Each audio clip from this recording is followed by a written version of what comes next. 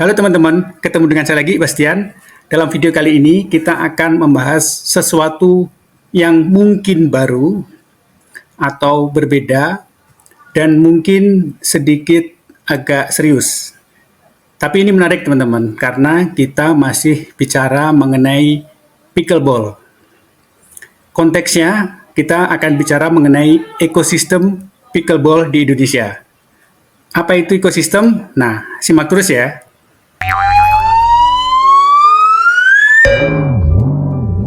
Sebelum kita bicara lebih lanjut mengenai ekosistem pickleball di Indonesia, nah ini catatan saya ya, disclaimer.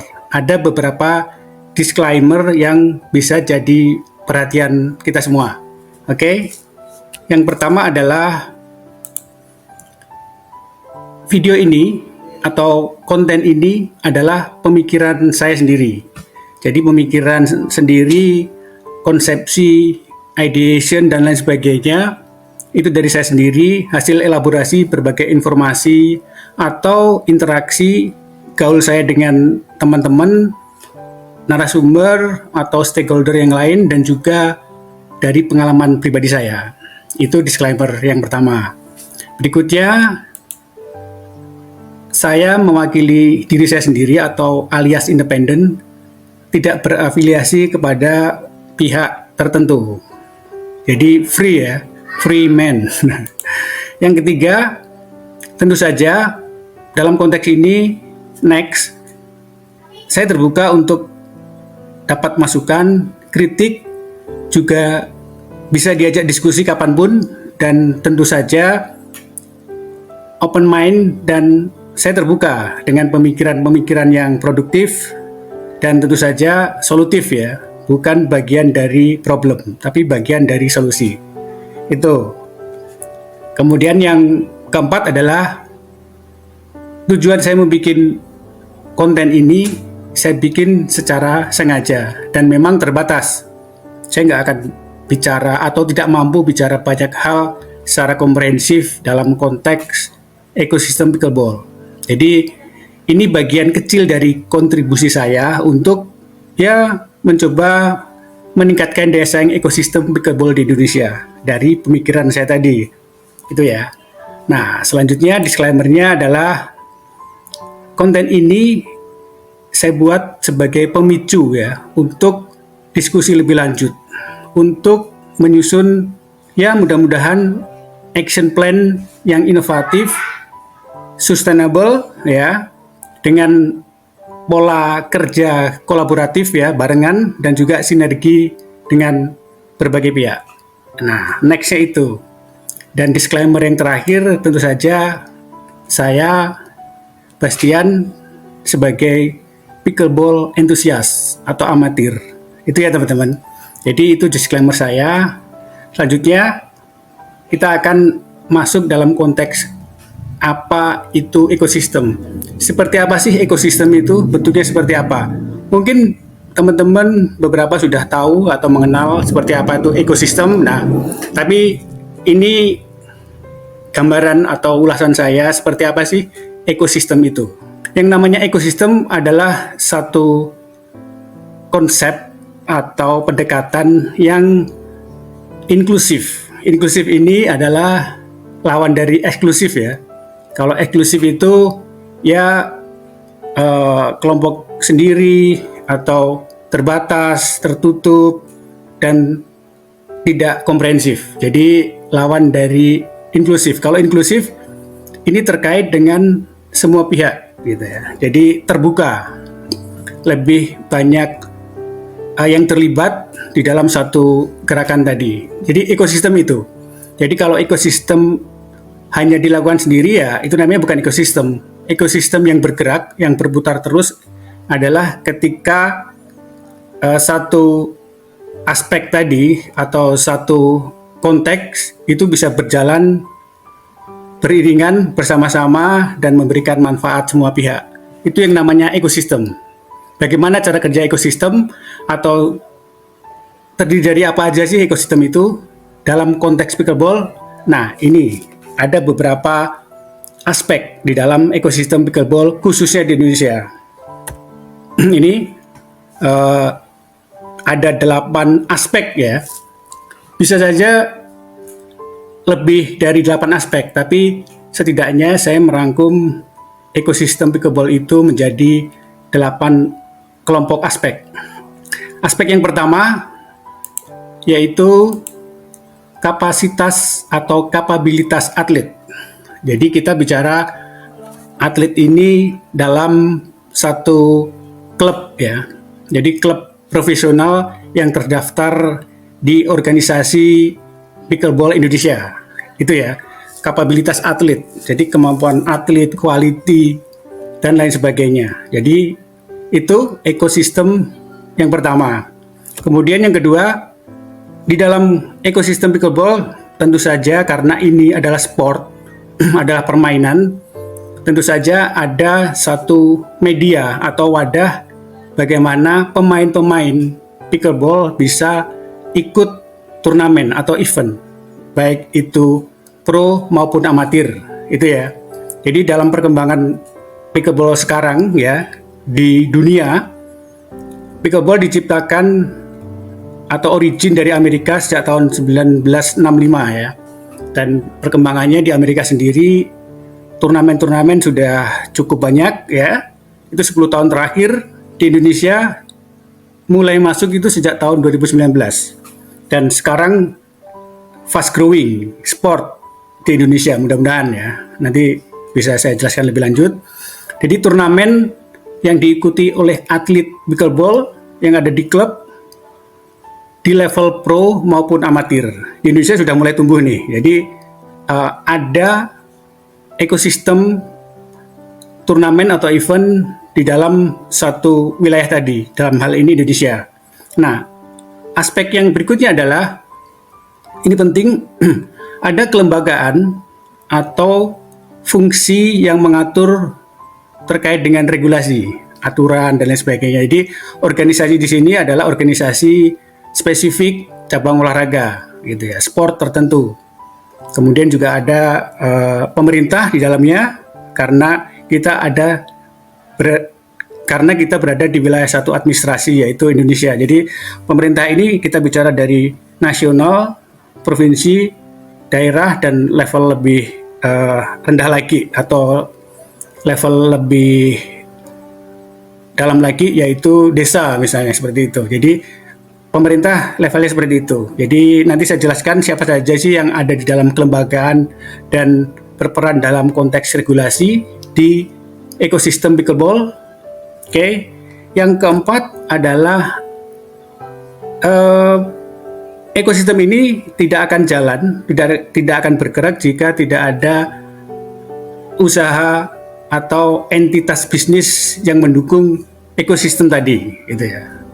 Jadi entitas bisnis, apakah itu perusahaan level mikro, kecil, menengah atau besar di dalam ekosistem atau industri pickleball ini harus ada. Dan tentu saja bagi perusahaan atau entitas bisnis, iklim investasi dan iklim ekonomi ya transaksional juga harus diatur dan positif buat mereka. Jadi iklim usaha yang kondusif untuk investasi kah, gitu kan, untuk support cabang olahraga tadi dan sebagainya. Jadi ada insentif dan lain sebagainya itu bisa masuk dalam konteks iklim usaha.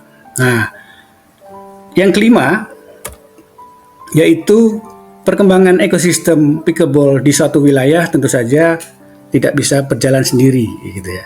Jadi ada fungsi visibility. Visibility di sini konteks publikasi ya, promosi. Kalau di awal ya, pickleball ini baru di Indonesia ya, mulai dari sosialisasi, promosi dan lain sebagainya. Jadi tentu saja ini harus bekerja sama dengan pihak yang memang relevan. Dalam hal ini ada media, publikasi, terus kemudian konteks perkembangan global pickleball di dunia juga harus diikuti. Jadi tren global, regulasi dan lain sebagainya ya, cara-cara promosi branding juga harus mengikuti perkembangan global. Jadi seperti itu, konteks digitalisasi juga ada di dalam aspek yang kelima ini. Nah, aspek yang keenam kita bicara mengenai masyarakat. Jadi civil society. Jadi konteksnya atau lebih dalam lagi budaya olahraga masyarakat, komunitas gitu. Jadi kalau gemar olahraga apapun itu ya sebenarnya itu poin penting gitu ya. Jadi olahraga apapun, cabang olahraga apapun, baik untuk pro, amatir, rekreasional, hobi, kalau itu tumbuh di masyarakat, level terkecil adalah RT, RW, desa, naik lagi kabupaten dan sebagainya, didukung dengan event ya, itu akan mendorong atau memperkuat ekosistem tadi. Jadi kalau tidak ada budaya, tidak ada gaya hidup, ya orang malas-malasan gitu ya, in sana in corpore sano itu penting juga. Nah, ini akan mendukung ekosistem pickleball di wilayah mulai dari terkecil sampai nasional. Itu ya. Jadi budaya olahraga masyarakat. Bagaimana meningkatkan budaya? Ya tentu saja sejak dini ya. Jadi menumbuhkan budaya atau minat olahraga. Nah, spesifik lagi mulai dari sekolah gitu ya. Sosialisasi mengenai pickleball juga harus ada program. Nah, kita bicara lebih lanjut terkait dengan action plan itu next ya. Nah, selanjutnya aspek yang ke-7 di dalam ekosistem pickleball yaitu infrastruktur. Nah, infrastruktur ini bisa infrastruktur physically ya atau soft gitu ya. Jadi infrastruktur fisik yang tampak dan juga infrastruktur yang tidak tampak. Jadi sistem ya. Jadi bagaimana sistem juga bisa menjalankan atau memanage satu dinamika di dalam cabang olahraga pickleball dan juga industri. Infrastruktur di sini yang fisik tentu saja kita bisa tahu ya, seperti lapangan gitu ya, fasilitas-fasilitas yang bisa digunakan baik secara publik ya, umum atau private muncul dan semakin banyak gitu. Nah, yang terakhir tidak kalah pentingnya bahwa ekosistem ini bisa jalan adalah kapasitas atau kompetensi aktor yang ada di dalam pickleball itu sendiri. Selain atlet ya, siapa? Pelatih dan wasit ini ya. Jadi pelatih harus mempunyai kompetensi, wasit juga harus punya kompetensi. Jadi dengan meningkatnya 8 aspek ini tadi ya tentu saja harapannya ekosistem bisa tumbuh. Nah, bagaimana menggerakkan ekosistem ini supaya ekosistem ini bisa bergerak ya, bisa muter, jalan terus? Tentu saja ada aktor-aktor yang menggerakkan. Siapa aktor tadi? Nah, kita akan bicara lebih lanjut siapa aktor yang ada di dalam ekosistem tadi. Nah, dalam lebih lanjut kita akan breakdown ya menjadi dari 8 tadi menjadi 3 kelompok ini ya. Ada lingkungan usaha, ada pelaku inti, ada fungsi pendukung. Jadi ini ibaratnya peta pelaku ya, aktor atau siapa yang terlibat dan berperan di dalam ekosistem tadi ya. Dari 8 aspek tadi nanti akan saya breakdown seperti apa, siapa pelakunya. Nah, kita masuk dulu ke pelaku inti yang pertama di tengah-tengah nih gitu ya, dalam ekosistem pickleball khususnya di Indonesia. Nah, pelaku inti atau aktor penting yang menjadi target atau subjek ya di dalam development cabang olahraga pickleball.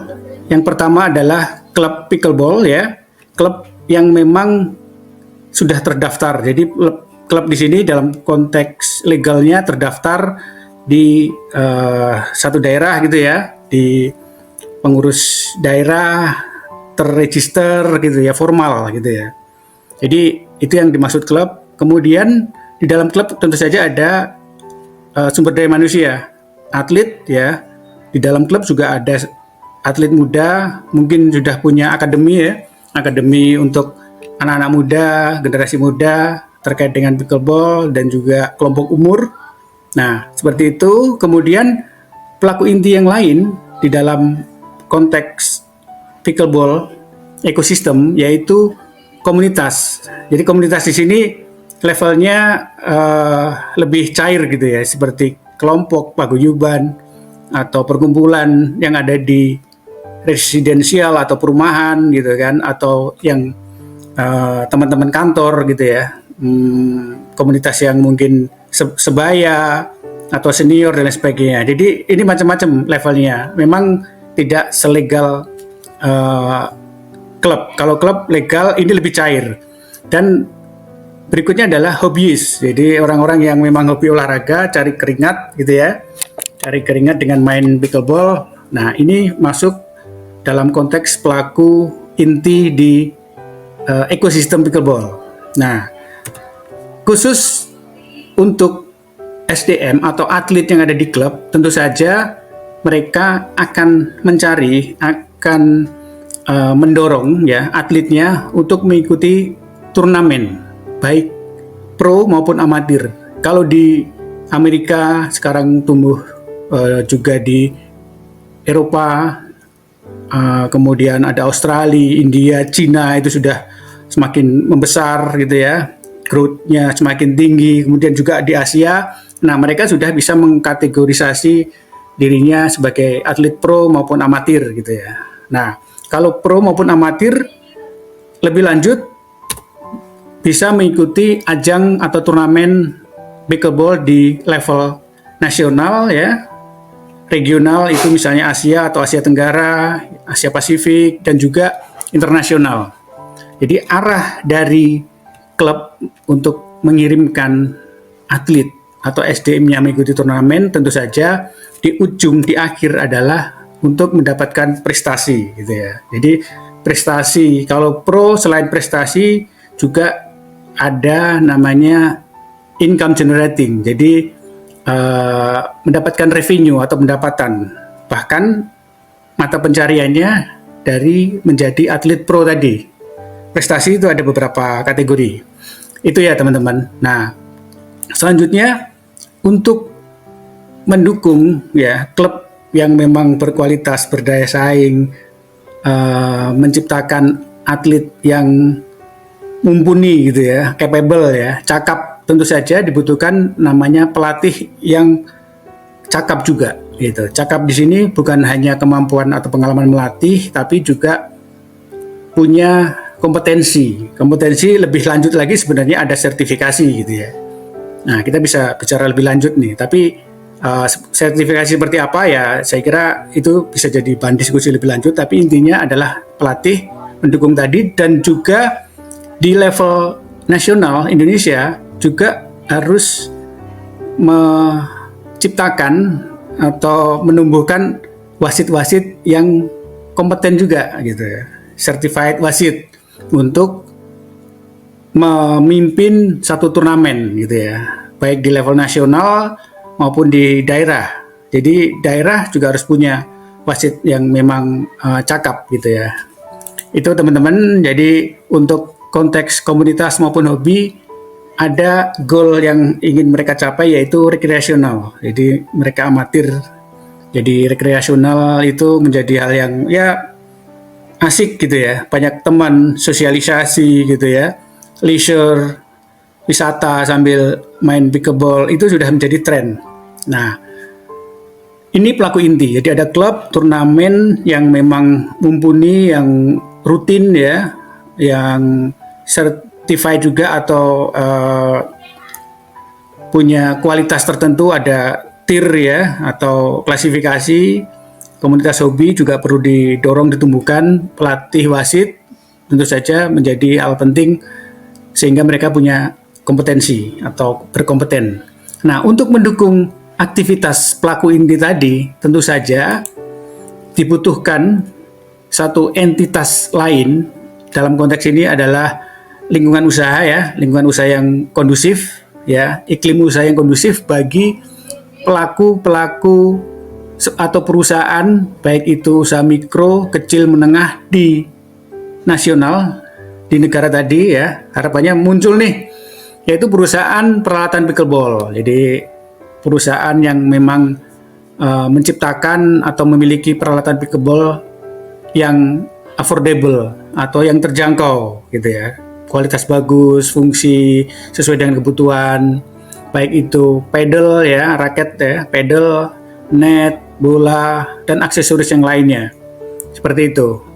Jadi tumbuhnya atau munculnya entitas bisnis peralatan pickleball ini akan mendukung pelaku ini tadi untuk mendapatkan peralatan-peralatan yang memang berkualitas gitu ya.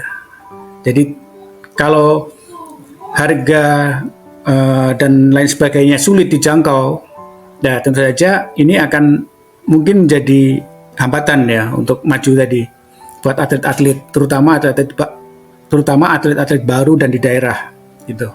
Nah, perusahaan peralatan pickleball di Indonesia sudah cukup banyak dan ada beberapa brand ya yang nasional ya. Kita tidak bicara brand internasional. Brand internasional impor semuanya dan memang sudah masuk di Indonesia. Tapi ada perusahaan peralatan pickleball, yaitu yang saya tahu ada Hard gitu ya. Ada juga Pickle Bali, itu sudah membuat atau punya brand pedal dan peralatan sendiri. Bisa jadi nanti tumbuh atau muncul entitas-entitas perusahaan peralatan pickleball yang lain di Indonesia dan punya manufacturing di Indonesia gitu ya. Itu harapannya seperti itu. Jadi lebih berdaya saing dan lebih terjangkau. Kemudian muncul juga perusahaan penyewaan lapangan atau courts khusus pickleball. Nah, selama ini memang pickleball lapangan ya, terutama di Indonesia, apalagi di daerah-daerah sangat terbatas gitu. Biasanya sekolah atau perusahaan yang memang punya lahan cukup atau memfungsikan courts yang lain untuk menjadi lapangan pickleball seperti court tenis atau badminton. Tapi dalam konteks ini, lingkungan usaha ini ya, kita bicara muncul perusahaan yang menyewakan lapangan khusus pickleball. Itu masih jarang gitu. Ada fasilitas seperti di kampus gitu ya. Itu ya mereka punya keuntungan karena lebih luas area atau lahan. Jadi mudah untuk membuat, tapi dalam konteks ini entitas bisnis yang menyewakan lapang tadi gitu. Kapanpun bisa sewa gitu ya, dan dedicated pickleball courts. Nah, berikutnya perusahaan aparel yang bikin t-shirt, kaos, baju dan sebagainya, topi dan sebagainya untuk mendukung atlet ini tadi. Jadi ini gambarnya mendukung ya. Itu. Atau perusahaan-perusahaan lain yang memang bisa support pelaku pickleball. Nah, perusahaan seperti IO ya, event organizer bisa menyelenggarakan pameran tadi, pameran bisnis to bisnis gitu ya, atau bisnis to customer. Jadi perusahaan tadi mengadakan satu pameran, mempertemukan dengan klub gitu ya, mempertemukan dengan pickleball lover, pecinta pickleball ataupun yang lainnya, sehingga ada transaksi dan mengenal apa itu pickleball, kemudian peralatannya seperti apa. Nah, harus ada expo khusus gitu. Bisa jadi expo ini misalnya mengikuti expo terkait dengan peralatan olahraga, harus ada di dalamnya. Jadi mengenalkan terus-menerus gitu kan. Nah, di sini juga ada hotel and resort. Ini sebenarnya menjadi satu peluang buat industri hotel dan resort di Indonesia, bahwa saat ini memang hotel resort yang saya tahu ya banyak courts untuk tenis gitu ya. Nah, kenapa tidak ya dibikin juga court pickleball? Jadi khusus pickleball. Ini akan menarik nih. Seperti kemarin saya ke Labuan Bajo, ke Ambon dan beberapa wilayah di Kalimantan. itu cukup banyak hotel dan resort, tapi belum ada fasilitas atau court pickleball. Ini menarik, ini peluang sebenarnya, karena orang sekarang traveling ya atau tourism wisata sambil olahraga. Ini menjadi peluang tersendiri ya. Jadi karena tipikal pickleball lover itu atau orang yang main pickleball, dia akan ke daerah nanya gitu atau ke satu negara akan nanya di mana nih courtsnya, ada siapa nih komunitas di sini, yuk main yuk gitu kan. Jadi sambil wisata, social engagement, dan ada tourism. Nah ini peluang tersendiri buat hotel dan resort kalau ada fasilitas tambahan selain court, misalnya tenis, court yang lain ya. Itu menarik peluang.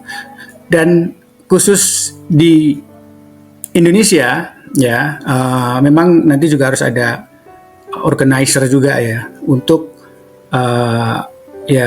mengadakan beberapa kegiatan tadi. Nah, selain pelaku usaha tadi, yang kotak hijau ini kalau di ekosistem tadi adalah media, publikasi dan sebagainya. Nah, untuk Indonesia ini yang saya lihat ini masih kurang. Jadi publikasi mulai dari sosialisasi, publikasi yang intens itu masih kurang. Yang saya lihat memang parsial ya, ada di Instagram atau di YouTube. Saya sendiri termasuk konten kreator untuk pickleball ya. Jadi YouTube saya Bastian AS, Instagram juga bisa lihat nih konten saya mengenai pickleball. Saya tertarik untuk mulai dari review produk, game, pickleball, rack and play ataupun lainnya. Jadi saya terus mempublish konten-konten yang menarik supaya orang tertarik dan tahu apa itu pickleball. Nah, media mainstream. Jadi untuk mengenalkan ini ke masyarakat, tentu terus terang masih banyak orang belum tahu apa itu pickleball gitu ya.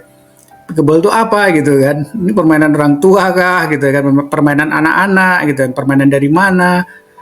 Ini kayaknya seperti apa aturannya dan sebagainya, macam-macam pertanyaan. Nah, media mainstream juga harus bisa meliput.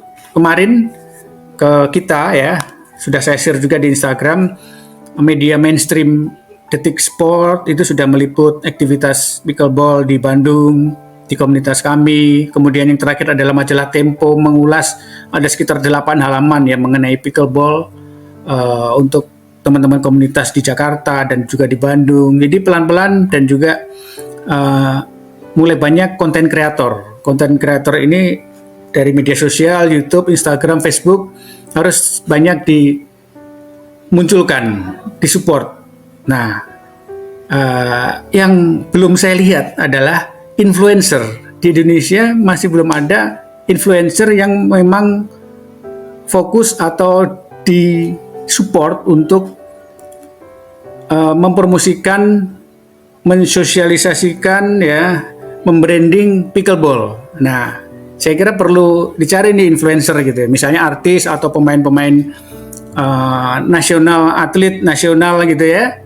Ini penting sebenarnya. Jadi untuk perkembangan lebih cepat lagi, jadi lebih masif, cepat dan juga bisa akselerasi. Ya itu teman-teman. Jadi ini bisa jadi konteks yang baru gitu ya.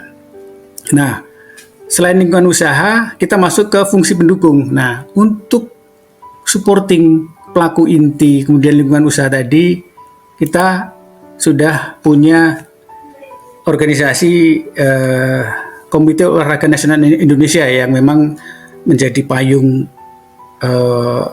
organisasi olahraga di Indonesia di bawah KONI. Nah, KONI sudah recognize dan pickleball di tahun ini akan mengikuti PON meskipun masih eksibisi, tapi itu sesuatu yang luar biasa. Ini salah satu peran dari Indonesia Pickleball Federation ya, IPF Indonesia yang memang intens ya sejak tahun 2019 kalau tidak salah, terus mempromosikan ini, mengenalkan pickleball ini di Indonesia. Nah, IPF sendiri menjadi organisasi resmi ya di Indonesia. Jadi IPF ada dari pusat ya, pengurus pusat, kemudian ada provinsi dan kabupaten kota.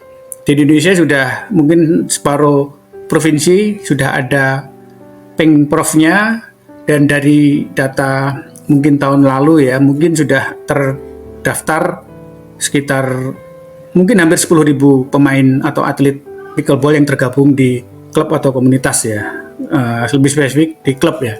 Itu. Jadi pickleball ini perannya, IPF ini perannya cukup penting ya, dan menjadi salah satu aktor atau pelaku organisasi yang bisa menggerakkan ekosistem ini. Salah satu aktor penting karena memang menjadi induk organisasi olahraga pickleball di Indonesia. Nah, jadi KONI IPF ini tentu saja disupport ya, tentu saja perlu mendapat dukungan dari pemerintah terkait ya. Baik dari pusat itu bisa kementerian atau ministry terkait ya, Kementerian Olahraga, Kementerian Pendidikan juga bisa masuk gitu ya. Dari level nasional, provinsi maupun kabupaten kota. Jadi dukungan dinas atau program pemerintah untuk pickleball ya, baik itu untuk konteks prestasi maupun lainnya ya. Kalau di daerah bisa saja menjadi jalur prestasi untuk anak-anak sekolah masuk ke sekolah yang baru seperti itu. Mudah-mudahan bisa seperti itu, dan juga bisa didorong mendapatkan beasiswa. Jadi ada levelingnya. Nah, ini peran pemerintah terkait sangat penting. Jadi IPF, KONI, pemerintah ini menjadi aktor yang berperan di dalam konteks tata kelola atau organizing pickleball di Indonesia. Nah, selain itu juga ada yang namanya organisasi dari luar, dari Amerika, US Pickleball Association. Jadi ini sejak tahun berapa ya, saya lupa, sejak tahun 80-an ya, USAPA ini muncul untuk membuat governing ya, atau membuat tata kelola pickleball di dunia. Jadi pickleball guidance atau rules dan lain sebagainya. Jadi rules tentang permainan, tentang peralatan, pedal, tentang wasit, apapun gitu ya. Mengatur kompetisi juga di dunia. Jadi ini di-refer oleh semua pickleball organisasi, semua negara untuk menjalankan tadi ya, tata kelola olahraga pickleball di dunia. Ini refer pertama, jadi referensi pertama di dunia gitu. Nah, di Indonesia sendiri kita juga ada atau tergabung di dalam pickleball global untuk aspek turnamen gitu ya, untuk kerjasama atau nanti dengan organisasi-organisasi lain ya, yang dalam hal ini lebih kepada jejaring gitu ya. Nah, selain itu di dalam fungsi pendukung ini juga ada namanya sekolah atau perguruan tinggi. Tadi sekolah yang pasti punya lapang ya, keuntungan lahannya lebih luas. Kemudian di beberapa perguruan tinggi seperti di Indonesia itu ada UNJ, UNESA, terus kemudian di Bandung itu ada STIKIP. Mereka punya program-program pelatihan, bahkan mungkin sudah ada akademinya. Jadi pelatihan pelatnas gitu ya, turnamen gitu ya, Indonesia Open, terus kemudian World Pickleball Championship di Indonesia diorganize oleh perguruan tinggi bekerjasama juga dengan klub-klub. Jadi itu perguruan tinggi cukup aktif ya di dalam mengembangkan pickleball. Nah, kemudian juga untuk mendukung atau pelatihan kepada atlet ya, pelatih dan juga wasit ya, mudah-mudahan ada training center khusus pickleball Jadi pelatnas, ada training center untuk atlet, untuk pelatih, untuk wasit, baik itu yang nantinya dikelola oleh pemerintah maupun swasta. Kita berharap juga muncul ya, tumbuh ya, bukan hanya pemerintah tapi swasta juga harus bisa menginisiasi. Tentu saja tidak sembarangan ya, harus punya kompetensi juga gitu kan.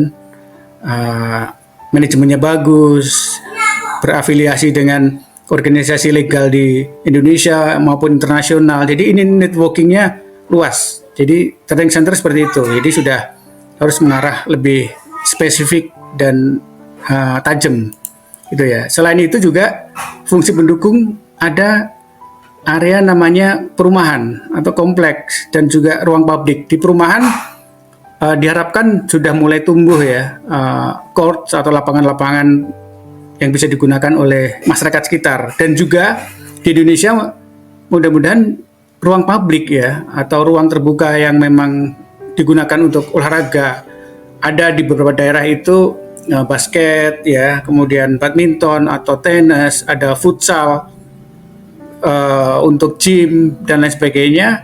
Mudah-mudahan ruang publik juga bisa dibuat court pickleball seperti di Amerika atau Cina ya, tumbuh secara masif, baik itu court yang dikelola oleh private ya, disewakan, atau yang publik. Jadi masyarakat bisa menggunakan secara for free gitu ya, tapi terkelola dengan baik, ada manajemennya untuk menggunakan ruang-ruang publik seperti taman. Itu teman-teman. Jadi ini adalah peta pelaku ya, peta pelaku atau aktor yang terlibat di dalam ekosistem tadi. Jadi ini sebenarnya nanti semua ada panah ya, supaya terkait gitu ya, panah bolak-balik. Misalnya IPF mendukung klub, mengadakan turnamen gitu kan dari level nasional. Pemerintah daerah juga bisa mendukung program klub, program akademi gitu kan, training center mendukung semuanya gitu kan. Pemerintah juga KONI atau IPF support perusahaan-perusahaan untuk berinvestasi di Indonesia atau mendukung pengembangan peralatan pickleball gitu ya yang memang berkualitas di Indonesia. Media mainstream atau media-media alternatif juga bisa terus menumbuhkan atau mengembangkan dan mempublikasikan pickleball kayak gitu ya. Jadi ini semua adalah aktor yang terlibat di dalam ekosistem tadi. Tujuannya tadi ya, tujuannya di level pelaku inti ini tadi, prestasi rekreasional, di level perusahaan ya, entitas bisnis, mereka juga dapat manfaat, profitable ya usahanya karena memang tumbuh industri pickleball gitu ya. Dan KONI punya program KONI, IPF, pemerintah punya program-program yang berkelanjutan untuk mendukung pengembangan pickleball mulai dari usia dini, anak, kelompok umur dan lain sebagainya. Jadi semua yang terlibat di sini dalam ekosistem ini mendapatkan benefit atau manfaat, sehingga kalau mendapatkan benefit, manfaat, insya Allah berkelanjutan. Jadi goalnya itu. Saya kira itu teman-teman, sedikit atau banyak ya, cukup panjang ya, terkait dengan apa itu ekosistem pickleball di Indonesia. Saya hanya memicu saja, mudah-mudahan kita bisa menciptakan daya saing ekosistem pickleball di Indonesia ini semakin bagus, dan ya tadi semua sehat, happy, level of happiness meningkat, dan prestasi juga lebih bagus lagi, membawa nama harum Indonesia. Oke, hidup pickleball Indonesia, salam sehat selalu, easy and fun dari saya, Bastian. Ciao.